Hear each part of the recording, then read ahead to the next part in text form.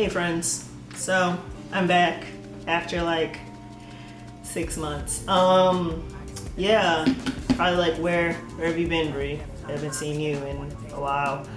And yeah, just been out here living life, moving to yet another apartment, so back in a new spot again, but I think I found a space where, the energy is good. I can actually do work, relax, chillax, have the homies over. It'll be wonderful. So think I found home. So yeah, pretty much last time I was here I was talking about pots and pans and how much I loved my pots and pans, and I still love my pots and pans. Still use them quite a bit. But yeah, just since my last video, see, finished my first year of my PhD program, so that's kind of a big deal. Whoop, whoop, your girl finished with a 4.0. Thank God. She is wonderful and gracious in all of her gifts and blessings, okay? So basically I'm just gonna ramble, see how long this bad boy is gonna run, and yeah, let's get started. So first topic, had to of course write my topics down, is Game of Thrones. So I'm not a I don't think I'm a diehard Game of Thrones fan. I watch it, I enjoy it more times than not. Sometimes I could do without it, but for the most part, right, like I enjoy it. I'm not that into watching it live. It just moves way too slow for me. And since I have HBO Go, I basically just watched the first episode of this last season, which I think was season 5. Yeah. And was like, okay, I'll catch this when it's all finished. So literally like 2 days after the season finale, I was like, okay, now's the time to binge watch these last like 9 episodes of the series, okay? And on Twitter, right, Sunday night, when the season finale premiered, I saw a bunch of people like weeping and falling out, and there was like slaying the spirit gifts everywhere, but no one would say, like, no one had technically spoiled what it was about.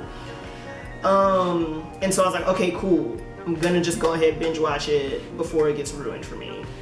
Because at that point, right, like once like 2 days have passed, I think the rule is that it's your fault if you haven't seen the show yet, and no one else is responsible for not spoiling it for you. So finally went, watched it, and things happened, and Cersei got locked up and all of those types of things, which was cool.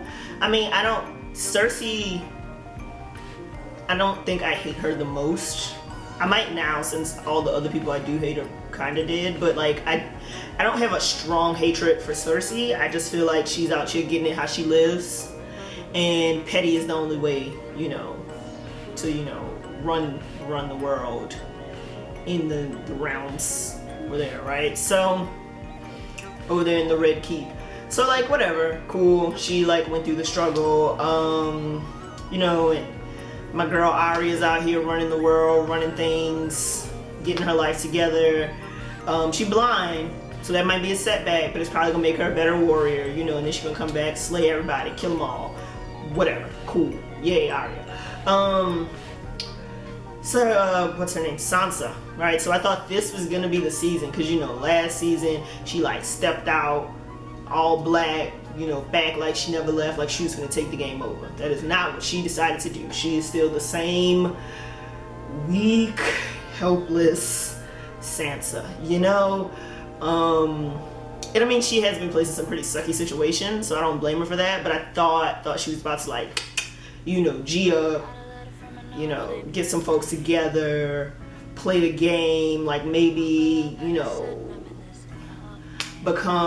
basically do what Marjorie did with Joffrey's crazy behind, which is like play like she also is evil just to like stay in his good graces, and then just be able to manipulate him to do whatever she wants. But she didn't do that, right? But she found her way out with what's his name, the Theo Reek, whatever he wants to call himself, so they're out here fighting for freedom. I'm guessing they didn't die when they jumped off of that, what arguably had to be like a smooth 100-foot wall.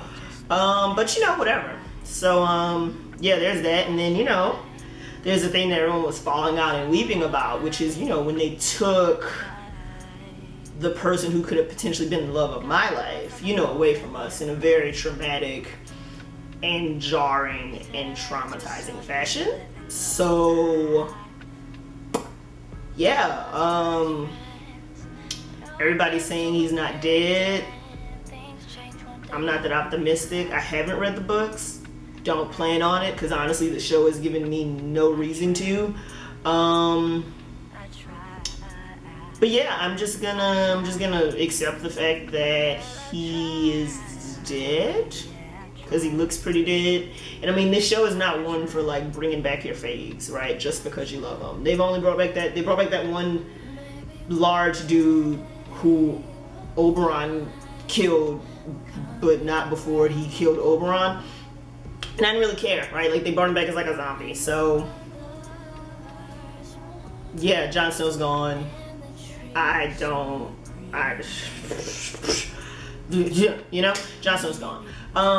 But they did, I guess one thing they did, when grace they did grant me for this show, was by not killing Grey Worm, because I was ready when I finally watched the episode where, you know, the ambush happens, he gets stabbed like all of 72 times probably, you know, and oh boy gets killed. I was like, oh no, this is what we're not going to do. We're not going to kill Grey Worm. Like, I was ready to storm into wherever their head office, wherever they write this BS at, and just be like, no, we're not gonna do this. This is not what we're going to do, right? Like, I was ready to burn it down to the ground. Like, there was gonna be no smiles, no laughs, no enjoyment for anyone else, because I was completely okay.